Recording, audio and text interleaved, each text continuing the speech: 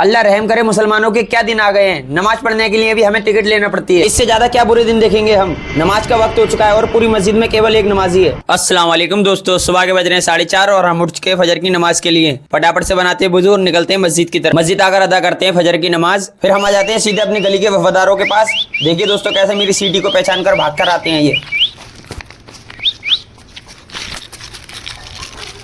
फिर हम पीते हैं मौसमी का जूस, घर आकर करते हैं नाश्ता, फिर हम आ जाते हैं सीधे नागलोई मेट्रो स्टेशन। आज हम आपको एक ऐसी मस्जिद दिखाएंगे जहाँ पर नमाज पढ़ने के 25 रुपए किराया लगता है। फिर हम मेट्रो में सवार होकर आ जाते हैं दिल्ली गेट मेट्रो स्टेशन। यहाँ से 2 मिनट पैदल चलकर पहुंच जाते हैं फिरोज शाह कोटला फोर्ट। यहाँ पर नमाज पढ़ने के लगते हैं 25 रुपए टिकट। ऑनलाइन टिकट बुक कर आ जाते हैं अंदर। अंदर घुसते ही हमें दिखाई देती है चारों तरफ टूटी हुई बड़ी बड़ी पत्थरों की दीवारें। अंदर हमें दिखाई देता है एक छोटा सा बच्चा, उसको हम अपने बैग से निकाल कर दे देते हैं एक बिस्कुट। वो अपने भाई के लिए भी मांगता है, लेकिन हमने उसके भाई को पहले ही दे दिया था। ये सुनकर वो भाग जाता है। दोस्तों ये है वो मस्जिद लगती है नमाज पढ़ने की 25 रुपए टिकट। इस मस्जिद के सामने ही 3 मंजिला इमारत के ऊपर बना हुआ है अशोक स्तंभ। यह है मस्जिद के नीचे का हिस्सा जिसको अब बंद कर दिया गया है। यहाँ पर कुछ लोगों ने उल्टी सीधी हरकत करी थी, जिसके बाद जिन्नातों ने उन्हें उठा उठा कर पटका था, जिसकी वजह से ये बंद है। चलिए अब चलते हैं मस्जिद के अंदर। मैं आपको अंदर से मस्जिद दिखाता हूँ। काफी खूबसूरत मस्जिद है। ये देख सकते हैं सामने एक गेट है, इसका मेन गेट है, जो एक गेट इस साइड है और एक गेट इस साइड है।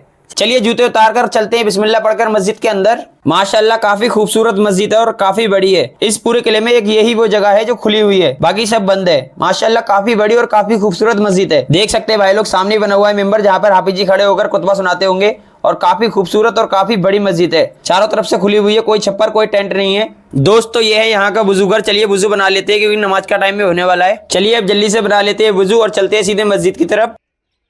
हाँ तो भाई लोग अब अजान का टाइम हो चुका है, तो देख सकते हैं हाफिज जी खड़े होकर दे रहे हैं अजान। दोस्तों जमात का टाइम हो चुका है और ये लोग अभी भी मन्नतें मांगने में लगे हुए हैं। चलिए दोस्तों अब हो चुका है जमात का समय, तो चलिए चलते हैं मस्जिद के अंदर। मस्जिद के अंदर का नजारा देखकर तो मैं चौंक ही जाता हूँ। इतनी बड़ी मस्जिद है, उसके अंदर केवल एक हाफिज जी और एक नमाजी के अलावा पूरी मस्जिद खाली पड़ी है। इतनी खूबसूरत और इतनी बड़ी मस्जिद है लेकिन नमाजी नहीं है।